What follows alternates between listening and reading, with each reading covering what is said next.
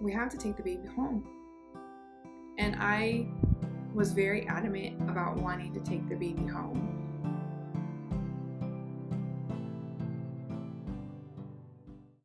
Behind every precious life, there was a choice.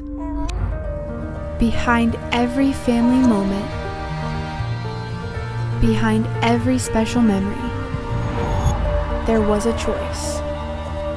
A life of joy, a life that is beautifully and wonderfully made. At 7 Weeks Coffee, we are funding the pro-life movement, one cup at a time. Will you let your coffee serve a greater purpose?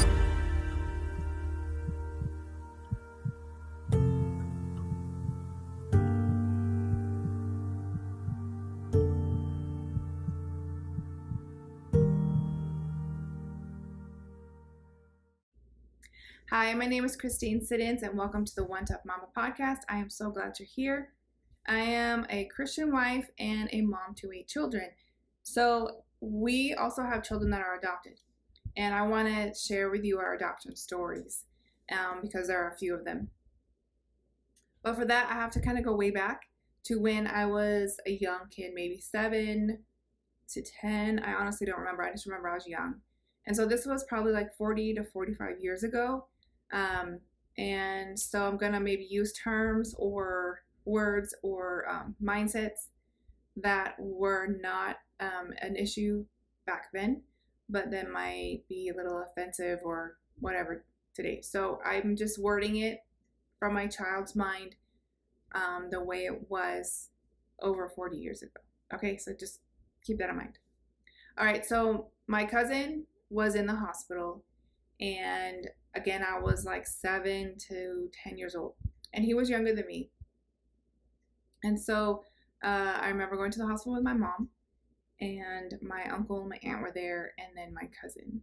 My cousin was on the bed, and I just remember that the room was just bare, very bare, very white, and he was just laying on the bed, and my cousin had shared a room with an infant. Now this infant, while the adults were talking and whatever, I was just staring at the baby. I was just so amazed. The baby was so cute, and the baby was an African American. I'm sure it was a boy, being that my cousin was a boy. But the thing that got me was that the baby had 2 broken arms and 2 broken legs. So I was just in awe of how and why a baby would be in that condition. And so I asked my mom, I'm like, Mom, what is wrong with the baby? What happened? And, of course she didn't know. She doesn't have access to the baby's charts or whatever. But again, this is 40 plus years ago. My mom just told me that the mom was really big and she sat on the baby and broke its arms and legs. And so, in my mind, I accepted what my mom said. And so I said, Mom, if the baby goes home, the mom's going to sit on the baby again and break its arms and legs. We have to take the baby home. And I was very adamant about wanting to take the baby home. And she was like, we can't just take a baby home, And so we obviously we left the baby in the hospital and went home after our visit with my cousin. But that baby, I still see that baby in my mind. I've never forgotten what that baby looked like. And every now and then I'll pray about the baby and hoping that the baby had a good life.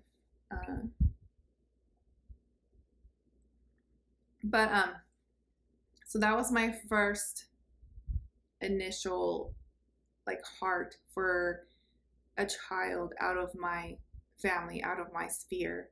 And in my family and growing up, obviously I'm Caucasian, and we didn't have a lot of African Americans where we lived, and part of my family was honestly racist. And so for me to have a burden for a different race, that, to me, I think that was God.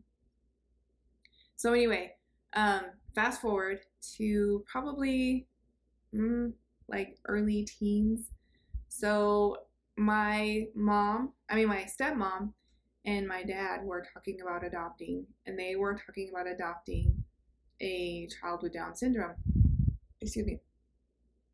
Now you gotta, again, 40 plus years ago, adoption wasn't this thing like it is today. Like, it's almost cool to adopt now, right? So it's almost like even cooler to adopt kids with Down syndrome or special needs now, okay? So back then, adoption was just like, what is it? Like, adoption, and those are for orphans, and it wasn't something in my radar as a child, as a teen. You just heard about it through books. You never met anybody that was adopted, or just wasn't in regular conversation. So anyway, my stepmom was talking about adopting a child with Down syndrome, and I was just like, and we didn't live with my dad and my stepmom, but even at that, I honestly didn't want a sibling with Down syndrome. And if you know me, like, you would be like, what? You're the most, I love people, kids with special needs. And if you know me, like, people with Down syndrome are almost like rock stars. So God has really done like a whole major shift in my heart. But at that time, I didn't want a sibling with Down syndrome. And I honestly think it was because of lack of exposure. So again, back in the day, they didn't, people with special needs, children with special needs, just weren't out in the public like they are today. Today, you can see multiple kids, multiple adults with disabilities and various things out and about. And I think that's wonderful.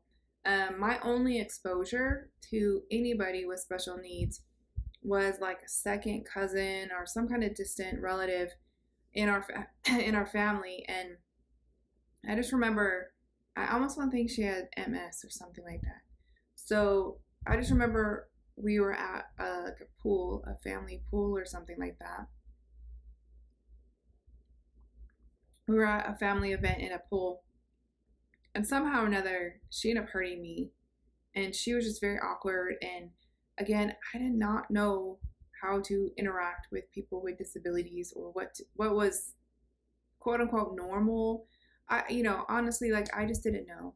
And so it just made me feel very uncomfortable. And my other exposure was, there was this park, it's a really cool park. I don't remember the name. It wasn't Griffith Park, but it was a big park and a lot of grass and trees, and then another playground area. And this playground area had this big old blue shark that, like, my brother would always climb on, and there was a rope. And anyway, so that was the park that when I was on drill team, dance team, we would always go, and that's where we'd have our practices on Saturdays, and then sometimes during the weekdays or week evenings or something like that. But this group of, I believe they were adults. They were either teenagers or adults with Down syndrome. There was no other disabilities. It was specifically people with Down syndrome. A whole group of them would come to the park, and they would just pass us. And again, that was my exposure. And then in junior high, we had a small group of, a small class of kids with disabilities, various disabilities. And it was a very small group. And the only time that we would see them, that they would be out with the rest of the classes, would be like at lunch or recesses. And the way that our school was set up, it was like a quad. So the school buildings were all around, and then in the middle was a quad, and like the auditorium and things like that. But everybody hung out in this quad. Doesn't matter what group you were, unless you were a jock or something, you would go play at the basketball fields or something. But generally, everybody just hung out in the quad area. And then there was like trees with benches around, like circle cement benches around them. And so I remember that they would go. I think there was a girl who had visual impairment because I believe she had like one of those sticks. And then this other boy And for some reason, I don't know if we had conversations or what, but anyway, this boy, I just remember him being very nice. And so we must have talked or at least said hi or something like that. But if you could imagine the lead singer from the group Simply Red, that's what this boy looked like. And so he, I'm not going to go into what his disabilities were, but generally the population really didn't know, us kids, we didn't know what to make of the other kids with disabilities. And so we just kind of let them do their thing and we did our thing. And then there was one time though that is like a major core memory for me. And there was, they often got made fun of, this group of kids with special needs. They often got made fun of. And there was one time that in particular about the boy that I was talking about that looked like the lead singer from Simply Red. He was mistreated very bad and he was very embarrassed. And again, I'm not going to go into detail because it was very harsh. And so my regret is that I didn't stand up for him, that I didn't try to stop it. I was just dumbfounded and I didn't know how to stand up for anybody. So anyway, those were really my only exposures to anybody with special needs. So having like, and to like my dad and my stepmom, they're just like, oh, we're just gonna do this, or we're just gonna do that. They didn't like talk to us about it that I remember. So I really didn't feel like included in on the process, I guess. But it never happened. They never did adopt. But again, adoption just wasn't something that people talked about. Obviously, there was no social media and things like that. And if you were adopted, people just didn't talk about it. So again, fast forward to when my husband and I were dating. And I really don't know why. I honestly believe it stems from when my cousin was in the hospital and that baby in the crib, that I was like, Mom, we got to rescue that baby. We have to give it a better life. And like, that stuck with me. And then not defending that boy at school has stuck with me as well. And so when my husband and I were dating, I remember specifically, we were at a restaurant on one of our dates, and it was, I don't remember if it was Denny's or very similar restaurant. And I was sitting on this side and he was sitting across. And I just remember the conversation that we had. There was no like engagement or nothing like that. We weren't engaged at this point, but it was obvious that this was going to go further than just casual dating. And so I made a point to tell him that, adoption is something that I'm going to do. It wasn't like I want to do this. It's kind of a dream. And if we're going to go forward in this relationship, then he has to be okay with adoption too. And so I just remember we were talking about it, and it wasn't like a big long conversation as to, well, why do you want to adopt or nothing like that. It wasn't like a super long conversation, but it was a conversation, and it would have been, more than likely, it would have been a deal breaker as to if our relationship would have continued or not. And so luckily, he agreed to being open to adoption. And that was it. There was no more talk of it. The only other talk that was similar to adoption was talking about having a ranch that we would we would own a ranch or something like that, and we would have underprivileged kids come out and like a camp kind of thing. That was the only other thing that we came close to talking about, close to adoption.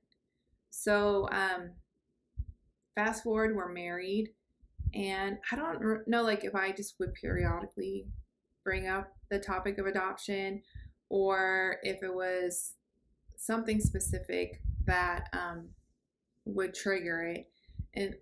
But I do know that Down syndrome came back up, and like it wouldn't leave my peripheral. So I was following some blogs, and it was, like I said, at one point, I think it was kind of more cool to adopt kids with Down syndrome, because you would definitely see more kids with Down syndrome versus other special needs being adopted and put out there on the blogs and things like that. So somebody that I knew from a friend, like a friend of a friend kind of thing, I started following her blog. She had a kid with Down syndrome, and then by birth, and then there was like a couple things like that that were just, like I said, in my peripheral. And watching, specifically a friend of a friend, watching her life through her blog really changed my heart about people with Down syndrome. And through that, majority was through that blog that I started like falling in love with kids with Down syndrome. And I mean, to this day, I think they're some of the cutest, adorable. I love the way. Anyway, you can get me going. So I remember talking to my husband about adopting kids with Down syndrome.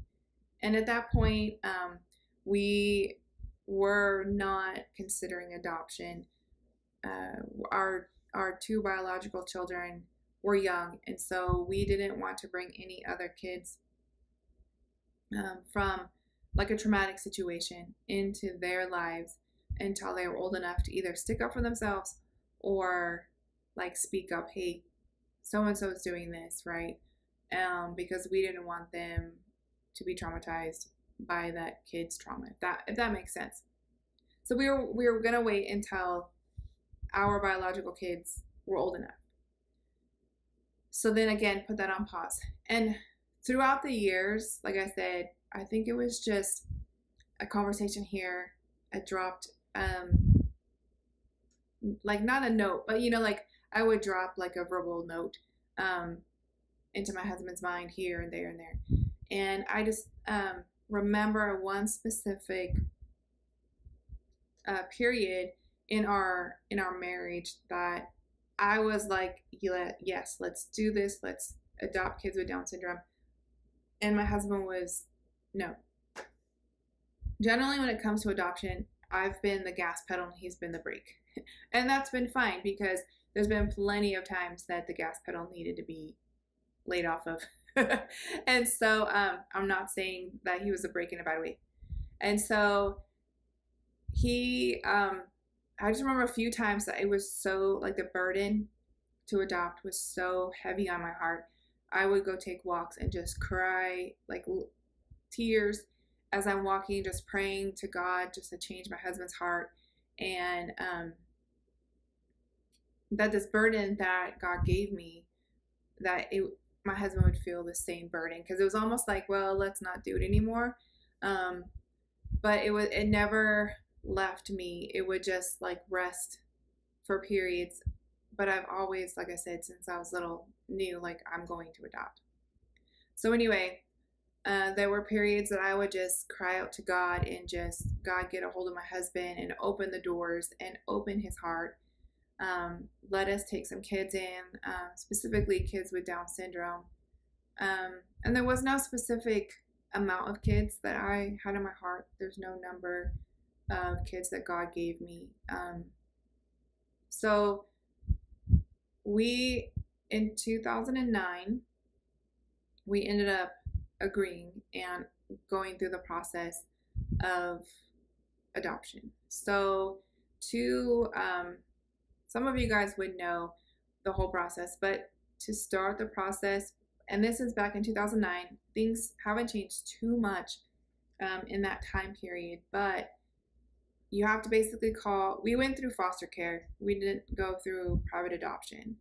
So we called our local foster care agency and then started the paperwork. And once you start the adoption process, there is a lot of paperwork.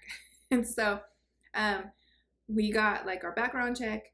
you have to get a medical checkup to make sure you don't have some disease you're dying from, or it's something like that. And then, so background check, medical check, and then you have to take training. And there was a few other things, like you have to put references and all that. So anyway, I don't remember how long it took us until we got approved. But I do know that in the meantime, I was looking, I honestly wanted to adopt overseas for a while, through like Reese's Rainbow. I wanted to explore that, but it just wasn't feasible for us. So we let our caseworker know that we want kids with Down syndrome. And at that point, they were allowing us to put our family profile, which is like our home study out to other states. And so I remember this one boy, we got matched right away with this boy, and sounded like it was all gonna be go. Like, we got paperwork, and our caseworker was like, wow, they sent you all this paperwork right away, this doesn't happen, blah blah blah. And then all of a sudden that state backed out. And for a long time, I would periodically just check in, hey, is this boy still available? We're still interested.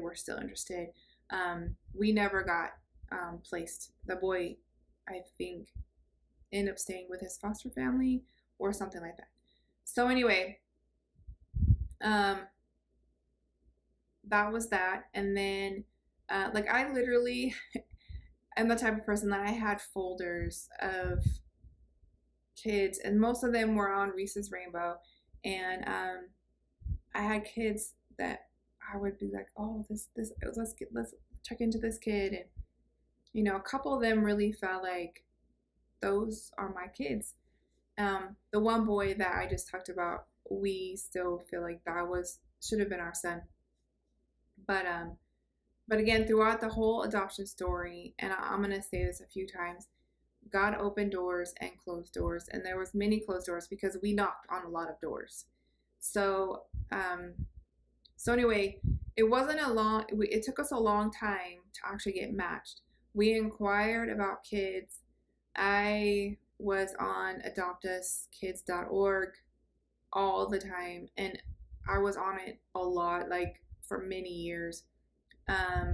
So we would inquire on this kid, and we just kept not getting matched. And we're like, what is going on? You know, we would get, oh, you're like in our top 3 choices of families.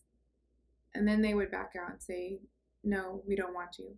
So come to find out, one of the biggest reasons why we kept getting a no was because when the person doing our home study came, so let me back up. So when you go through the process, when you start the process to adopt, private or through foster care, you have to get a home study. And that's kind of like a major resume, if you will, for the workers to look at your home study and see what kind of family you are. So sometimes our agency would contract workers to come out to your house. So they come out to your house and they have like a big questionnaire that they have to ask you and fill out. So our initial one was done by a contractor, and she came, and these are professional people, and but she brought her son and her like 10-year-old son with her to my house and for our interview. And so they interview you and your husband together. If you have other kids in the house, they interview you like as a family, and they also interview your husband by himself, you by yourself, and each kid by themselves. So at the time, our oldest son was living with us, and he was 15. Yeah, I think he was like 15, between 13 and 15. I want to say more like 15. And so we had asked him before all this, like, hey, are you okay with us adopting? We told our oldest daughter we're planning on adopting. Like they kind of knew because we've talked about adoption before, and they kind of knew like that was on, especially my radar. But my son was all for it until the home study interview. And the way that the contractor worded it was that our son is adamantly against us adopting. Right there, we could have been the perfect parents, the perfect match. But because our son was, quote unquote, adamantly against us adopting, we got closed door after closed door after closed door. And we talked to him about it, and he's like, that's not what I said. And the lady misinterpreted, and she didn't like ask follow-up questions. She didn't ask us any follow-up questions about it. She didn't ask us, okay, or even like let us know, hey, your son is against you guys adopting. Do you guys know? Like, it wasn't a discussion. She just, this is it, and this is, and your home study stays. And so when you like get your home study updated, your original stuff stays in your home study. So that was never redacted. That was never taken out. That was never reworded. And we had to fight and fight and fight. And so we got a lot of closed doors because of that. And then our son went through a period.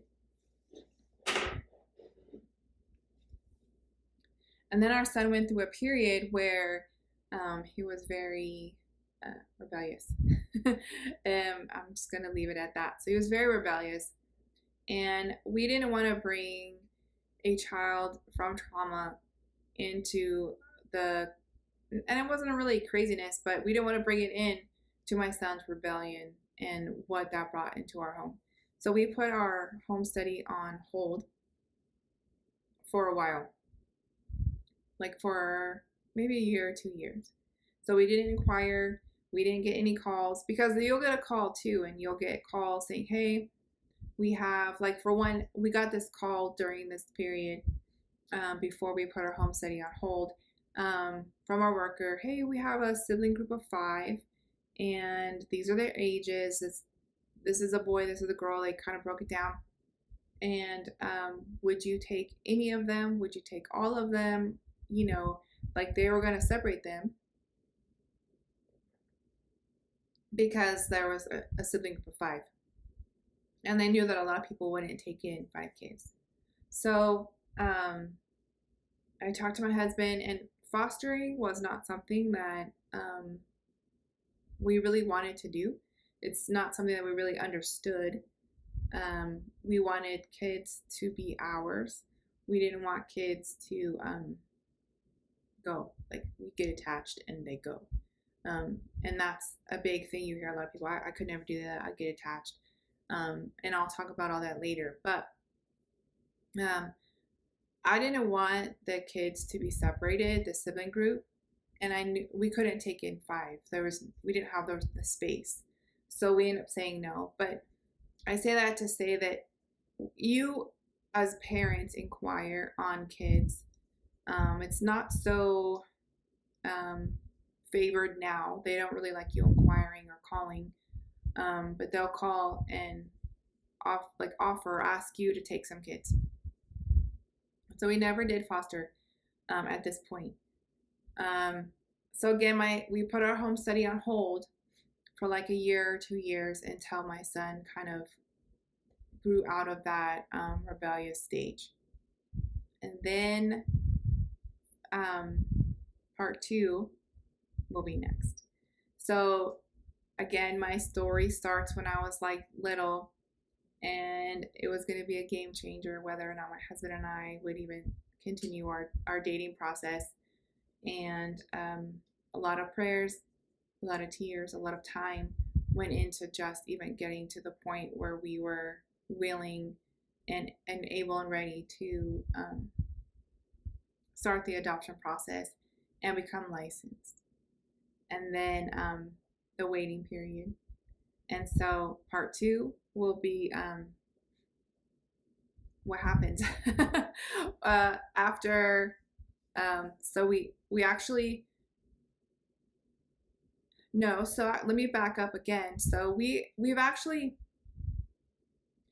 actually gotten licensed, like closed our license 1, 2, 3 times. I think we've gotten licensed. So yeah, so we'll have to come back with part 2. And our adoption story, part 1, does not have any adoptions or foster in it. Just a lot of time, God moving on my heart, God moving on my husband's heart, and then a lot of inquiries, a lot of knocking on doors that got closed. And so part 2 will have a couple open doors, but part 1 was closed doors.